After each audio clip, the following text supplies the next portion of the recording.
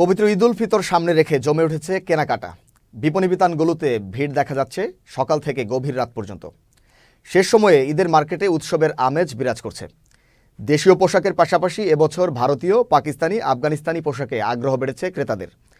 এসব পোশাকের দাম নিয়ে অভিযোগ থাকলেও বেচাকেনা বাড়ায় স্বস্তি জানিয়েছেন ব্যবসায়ীরা। বিস্তারিত প্রতিনিধি মোহাম্মদ মাসুদ ব্যাপারীর, মোহাম্মদ সাইফুল ও রাসেল আলীর পাঠানো তথ্যচিত্রে ডেস্ক রিপোর্ট। রমজানের শুরুতেই ঈদের বার্তা পৌঁছে যায় ঘরে ঘরে, তাই অনেকে রমজানের শুরুতে ঈদের কেনাকাটায় নেমে পড়েন। ঈদ যত ঘনিয়ে আসে ততই জমে উঠেছে কেনাকাটা। প্রতিবারের মতো এইবারও ঈদের কেনাকাটায় জমজমাট হয়ে উঠেছে দেশের বিভিন্ন শপিং সেন্টার ও মার্কেট। দেশের অন্যান্য জেলা শহরের মতো চাঁদপুরে ঈদের কেনাকাটায় ব্যস্ত সময় পার করছেন ক্রেতারা। বিক্রেতারা বলছে, বেচা বিক্রি মোটামুটি ভালো হচ্ছে। মার্কেটগুলোতে ক্রেতারা রেডিমেড পোশাকের প্রতি বেশি ঝুঁকছেন। আসছি এখানে দেখার জন্য, যদি ওরকমের পছন্দ হয় তাহলে নিব, যদিও দামটা একটু বেশি এবছরে।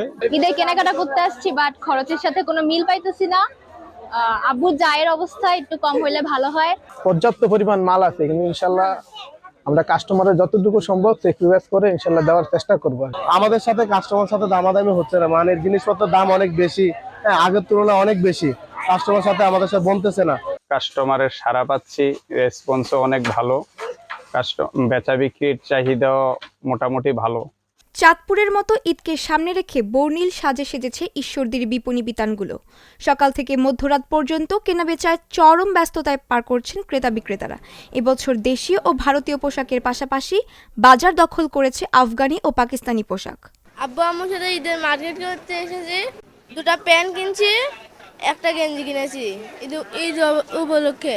বাজারে আসলাম, অনেক ভিড় দেখতেছি, এখন যেটা পছন্দ হয় ওইরকম ভাবে কিনে। এখনো সেরকম ভাবে পছন্দ হয় না, দেখছি বাজারে আগের তুলনায় দাম তো বাড়ছে, দিন যত যাচ্ছে দাম বাড়তেছে, এর মধ্যে পছন্দ করে নিতে হবে। যেগুলোই আছে সবগুলো সিনথেটিক অর্গানিক আতর।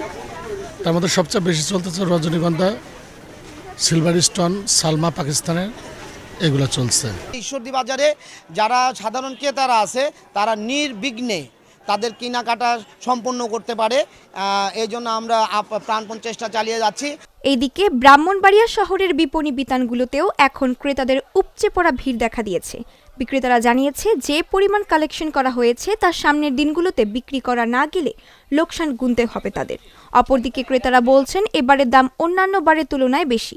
আমি ঈদের মার্কেটে এসেছি, এখানে আম্মুর সাথে 3টা ড্রেস কিনছি আর কিনবো ইনশাআল্লাহ। 3টে কিনেছি, অনেক ভালো লেগেছে আমার কাছে।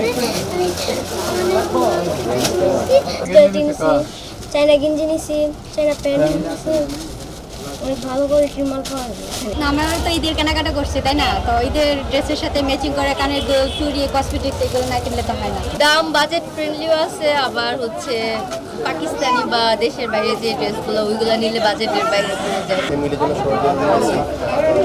দেখা যাক আমার জন্য একটা পাঞ্জাবি যদি মিলাতে পারি না নিলে কত বছরের পাঞ্জাবি ইনশাআল্লাহ। পরিস্থিতি এখন যে অবস্থা আছে, হয়তো আশা করি আর সামনে কিছুদিন বাকি আছে, বাকি দিনগুলো হয়তো আমাদের প্রত্যাশা যে কিছু একটা হবে। আমরা যে পরিমাণ ইনভেস্ট করছি বা দোকানের মধ্যে কালেকশন করছি, এই কালেকশনগুলো কতটুকু আগামী দিনে সেল করতে পারবে এটা নিশ্চয়তা নেই, অনিশ্চয়তার মধ্যে আমরা আছি। এবছর ব্যবসা একটু কমই, মানে বেশি রাত্র পর্যন্ত মেয়ে থাকতে চায় না, 10টা 11টা বড় জোর 11টা পর্যন্ত থাকে, তাও রিস্ক। মার্কেট ও বিপণী বিতানগুলোতে ক্রেতা বিক্রেতাদের নিরাপত্তায় আইন শৃঙ্খলা বাহিনী নিয়েছে বিশেষ নিরাপত্তা ব্যবস্থা। পুলিশ জানিয়েছে, নিয়মিত টহলের পাশাপাশি সাদা পোশাকে গোয়েন্দারাও নজর রাখছে। রমজান মাসে মার্কেটগুলোতে ক্রেতাদের অনেক ভিড় থাকে, সেটা বিবেচনা করেও আমরা বিভিন্ন গুরুত্বপূর্ণ পয়েন্টে আমরা পুলিশ মোতায়েন করেছি।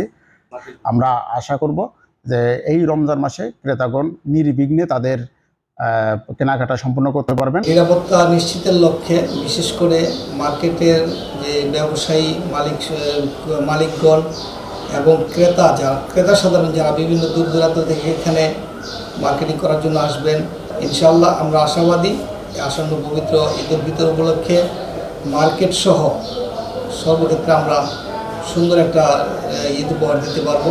কোথাও কোনো প্রকার অপ্রীতিকর ঘটনা ঘটবে না বলে আমরা আশা করি।